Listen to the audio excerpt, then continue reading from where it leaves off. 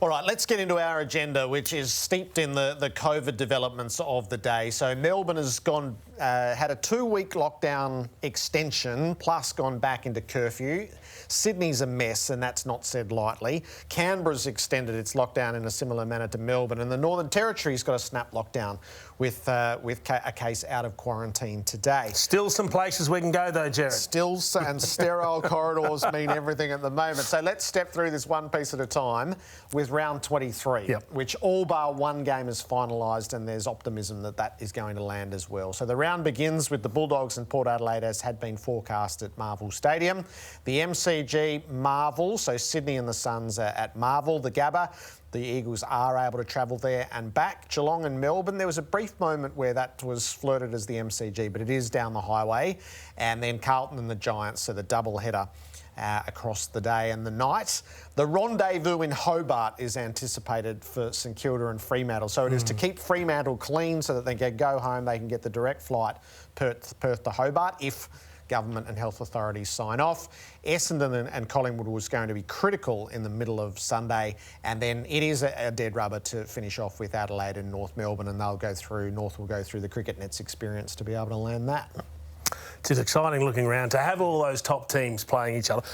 Let me ask you, are you a fan of seeing the top four play off against each other, or would you rather go into the finals without them having shown each other what they can do? I think you'd rather it without the dress rehearsal. Yeah.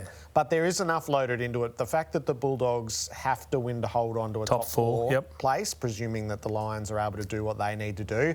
And with Port aiming for rights to host at Adelaide, and then who's to say where Melbourne, the Bulldogs and Geelong would host, is that's part of the complications. But you probably don't want the dry run at it, but there's enough in it to make sure that they're not a limp version of what will follow. It's going to be a fun round. The pre-finals bye has been scrapped. There's no point taking it now when you might need it, I think, is the logic behind it. You might need it to be able to complete preliminary finals or indeed to get the grand final stage.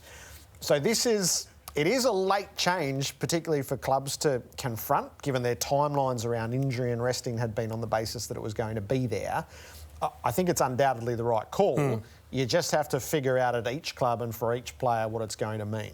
Having said that, I think clubs are getting used to late changes of schedules and adapting to what's thrown in front of them. I've never been a big fan of the bye anyway, so I'm thrilled to see the back of it. Whether it's probably going to come back at some stage, maybe. Once we ditch it, we should ditch it for good. I hear you, but they're talking about the flexibility after a preliminary final, I think, aren't they? And whether that allows travel, quarantine and the like to go to Perth for the grand final. Yeah, so the grand final date won't change. So there will be a week off at some point. And so I guess one of the complications is if you needed it after the semis and before the prelims, you would have the two qualifying finalists sitting around for 2 weeks not playing, which that's not ideal. That could be a lot to navigate. Or if it's not needed for those reasons, it would be implemented Super Bowl style ahead of the grand final to get teams where they need to be, potentially go through quarantine and get released into the community before you needed to play, if it's not going to be in Melbourne. I'd still rather, I mean, if we didn't need that week to get the two teams to where the grand final is going to be played, I'd rather have just played it week 1, 2, 3, 4 of the finals. Get on a roll and keep going and not dice with what might happen from one week to the next. So I won't be the only one who felt like this watching that derby yesterday, and in your heart of hearts you go, actually, this is what the grand final needs to look like. It's a little while since we've had an atmosphere like this pulsating through any TV, let alone see it live if you're a Melburnian. There's not much prospect of it, or there's no prospect of it looking like this for grand final day. Is half full is a bit of a dream at the moment, but that's as far as you could go. Is that atmosphere is what the occasion demands, is worthy of, and gives a magnitude to the day.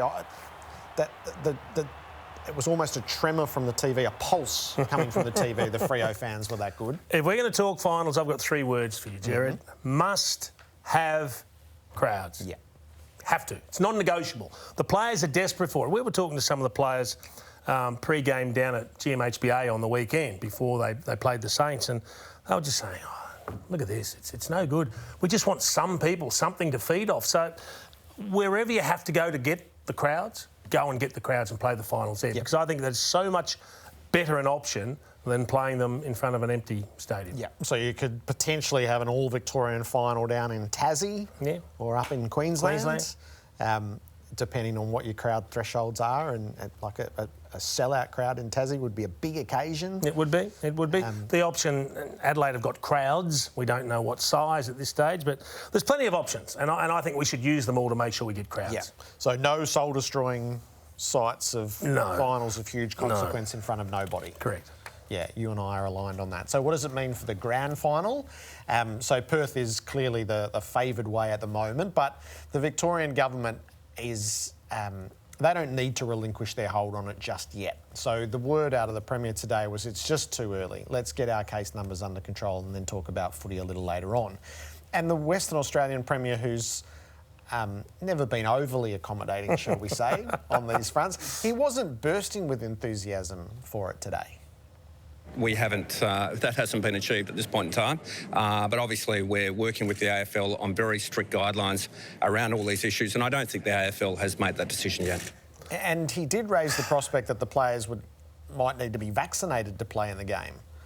I think it's quite late in the day to get to that point. We've got some premiers around the country that are enjoying running things, Jerry, but honestly, couldn't he just show a modicum of excitement about having the game's showpiece, grand final, packed crowd, how big that might be for the game globally, as well as what it might do for Western Australia? I mean, just a hint of excitement about what they could do. He might be the biggest obstacle towards it, or to everyone feeling like... So the stadium, yes, the Premier not so much. Well, how do we get rid of that obstacle, Jared? What you just said. Welcome the game and the occasion.